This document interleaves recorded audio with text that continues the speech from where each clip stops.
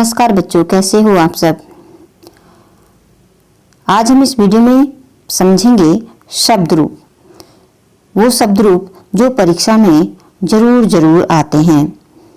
ये शब्द रूप साहित्यिक हिंदी और सामान्य हिंदी दोनों ही विद्यार्थियों के लिए बहुत ही महत्वपूर्ण है, चाहे वो कक्षा 11 के हों चाहे कक्षा 12 के विद्यार्थी हों। तो कक्षा 11 और 12 के विद्यार्थी इस वीडियो को ध्यानपूर्वक से समझें। इस तरह से परीक्षा में पूछा जाता है, जैसे यहाँ पर लिखा है राज्ञा। राज्ञा एक शब्द दिया जाएगा और आपसे पूछा जाएगा कि ये बताइए, ये द्वितीय बहुवचन का है या तृतीय बहुवचन का है, पंचमी एक वचन है या चतुर्थी बहुवचन है। तो इसमें से एक सही है जो आपको लिखना है। एक गलती और विद्यार्थी करते हैं कि जब वो उत्तर लिखते हैं तो चारों ही ये जो विकल्प हैं वो अपनी कॉपी में इसी तरह से उतारते हैं जैसे कि यहाँ पर लिखा हुआ है। तो ऐसा करने से उनका समय बर्बाद होता है, तो ऐसा ना करें। जो सही उत्तर है वही कॉपी में लिखें, चारों नहीं लिखना है, इससे आपका समय बर्बाद होगा।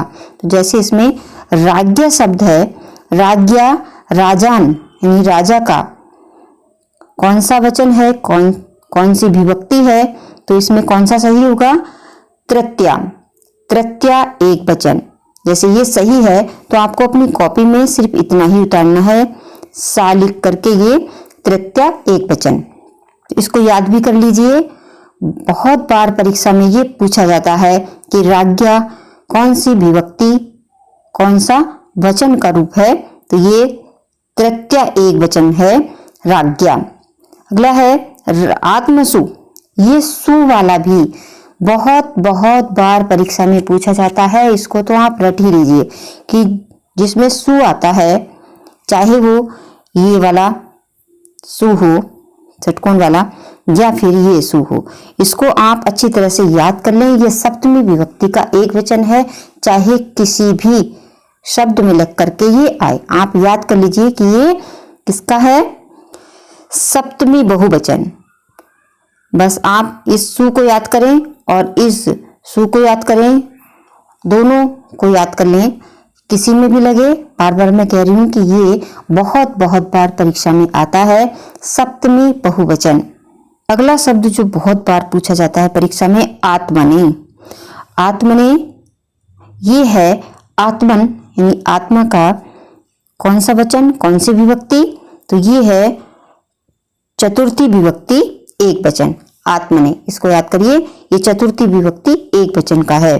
कुछ विभक्ति चिन्ह आप याद करके रखिए, जैसे आता है अधस्य और य अस्य, जैसे लिखा है माधवस्य, तो यहाँ पर जहां भी ये आएगा आधा, ये इस तरह से लग करके आएगा तो वो होगा षष्ठी विभक्ति का एक वचन। अब ये किसी भी शब्द में आ जाए, आप इसे याद कर लीजिए कि अगर इस तरह से ये से लग कर आया है आधा सा और या, तो ये षष्ठी विभक्ति का एक वचन होगा।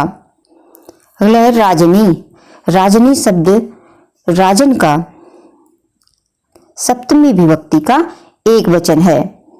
इस नी को भी आप याद रखेंगे कि ये सप्तमी विभक्ति का एक वचन होता है। और यहाँ पर राजनी है, अगर आए आत्मनी तो उसको भी आप लिख देंगे कि ये सप्तमी विभक्ति का एक वचन है। तो आप विभक्ति चिन्ह याद करके रखिए, जैसे ये षष्ठी विभक्ति का एक वचन है, षष्ठी विभक्ति एक वचन, ये नी सप्तमी विभक्ति का एक वचन है। और जो अभी बताया था सु, देखिए यहाँ पर आया है सरित सु, तो सु को भी आप याद करिए, बस आपको विभक्ति चिन्ह याद रखना है, फिर शब्द कोई सा भी आ जाए। अब यहाँ पर देखिए सरित, ये सरिता, सरित जिसे कहते हैं नदी, नदी के सरिता को नदी भी कहते हैं, तो यहाँ पर सरित सु, इसमें आपसे पूछा जा रहा है कि ये चतुर्थी एक वचन का है या द्वितीय द्विवचन का है, प्रथमा द्विवचन का है या सप्तमी बहुवचन का है। तो आपने सु याद करके रखा हुआ है कि ये सप्तमी बहुवचन का होता है, तो आप आसानी से इसको लगा सकते हैं। इसका सही कौन सा होगा, क्योंकि आपने सु याद कर लिया है, तो ये सप्तमी बहुवचन इसका सही उत्तर होगा। इसी तरह से जैसे लिखा है जगते। जगते शब्द किसका है, चतुर्थी का एक वचन। चतुर्थी का एक वचन, जैसे अभी आपने बताया था आत्मने, आत्मने हो या राज्ञे हो या जगते हो, एक ही मात्रा आई है तो चतुर्थी एक वचन। अभी आपने याद किया था कि ई की मात्रा, छोटी ई की मात्रा, जैसे कि आत्मनि, राजनी, ये किसमें थी? सप्तमी विभक्ति का एक वचन। तो आप याद करके रखिए कि ई की मात्रा जहां पर आएगी, आत्मनि आ जाए या राजनी आ जाए, जगती आ जाए, सरिती आ जाए, तो ये किसका होगा? सप्तमी विभक्ति का एक वचन होगा। इसी तरह से अभी आपने बताया था ए की मात्रा, ठीक है।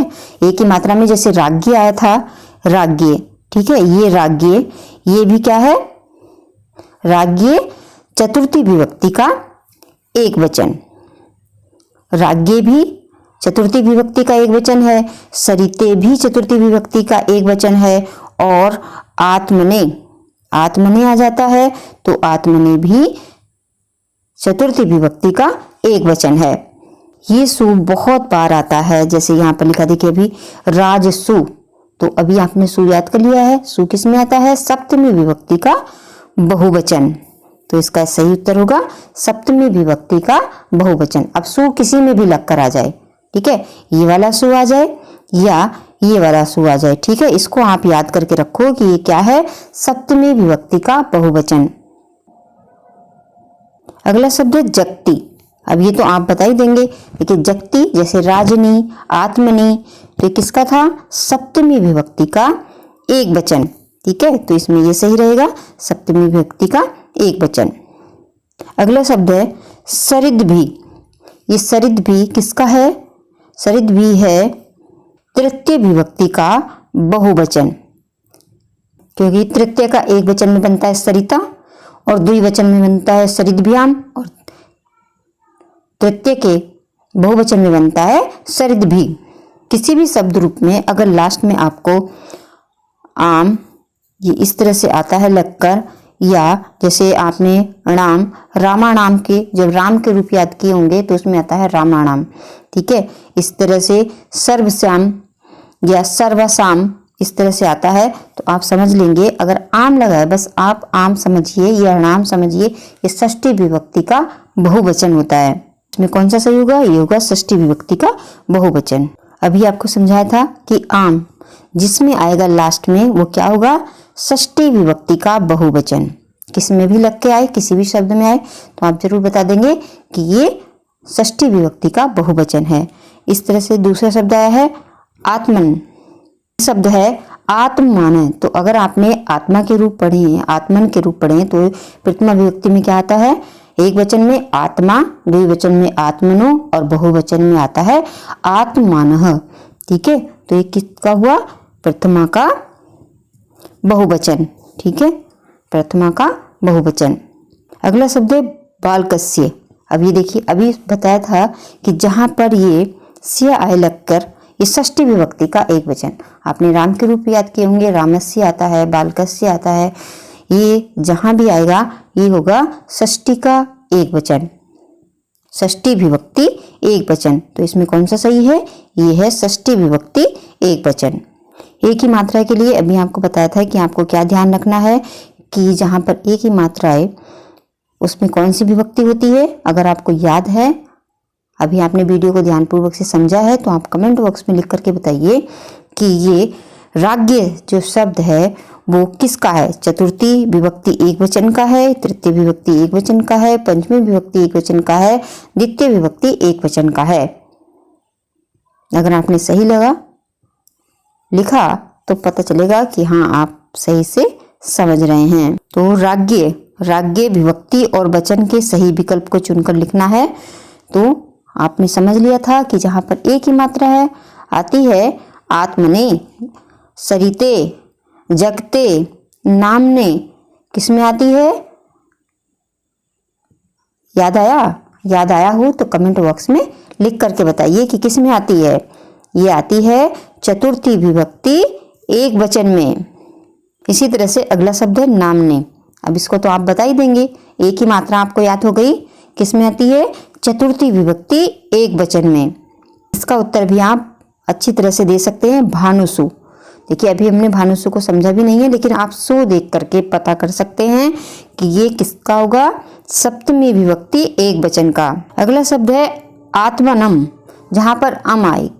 अम किस में आता है, द्वितीय विभक्ति के एक वचन में। तो इसमें कौन सा सही है, द्वितीय विभक्ति एक वचन। ये बताइए आत्मनि, आत्मनि किसका है, तृतीय विभक्ति का द्विवचन है, षष्ठी विभक्ति का बहुवचन है, सप्तमी का एक वचन है, या पंचमी विभक्ति का बहुवचन है। याद है तो कमेंट में बता दीजिए, नहीं है तो समझ लीजिए। नी किस में आता है, नी बताया था ना, सप्तमी विभक्ति का एक वचन। इसका उत्तर तो आप बहुत जल्दी ही बता देंगे। नदी का सप्तमी बहुवचन का रूप क्या होगा, तो अभी देखिए बताया था ना, सु, जहां पर सु है वहीं सप्तमी विभक्ति का बहुवचन होगा। तो कौन सा सही होगा इसमें, नदी सु। आत्मन का तृतीय एक वचन का रूप क्या होगा, आत्मन का तृतीय विभक्ति का एक वचन का रूप होगा कौन सा, आत्मना।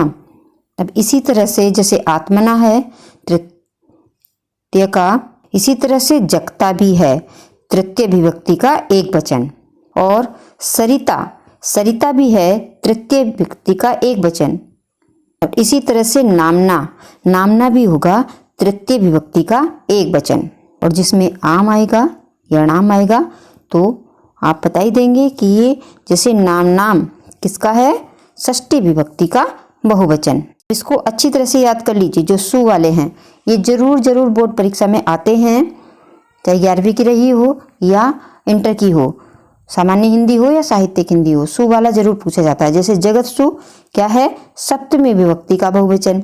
सर्वेसु सप्तमी विभक्ति का बहुवचन। नामसु सप्तमी विभक्ति का बहुवचन। अगला शब्द है राज्ञ। ये राज्ञ भी बहुत बार आता है।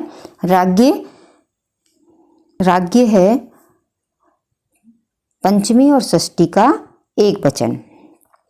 अगला शब्द है हरिनाम। देखिए आम जिसमें आएगा, जैसे रामानाम, तो याद आया आपको किसका होगा, ये षष्ठी विभक्ति का बहुवचन। अगर आपने इस वीडियो को पूरा देखा और अच्छी तरह से इनको समझा और इस सबको अपनी कॉपी में नोट करिए और बार बार याद करिए, तो ये जरूर परीक्षा में आएंगे और आप इन्हें लिखेंगे और बुरे नंबर प्राप्त करेंगे। तो इन सबको आप कॉपी में जरूर नोट करें और अगर कुछ समझ में ना आया हो तो कमेंट बॉक्स में पूछ लीजिए। तो मिलते हैं फिर किसी दूसरी वीडियो में।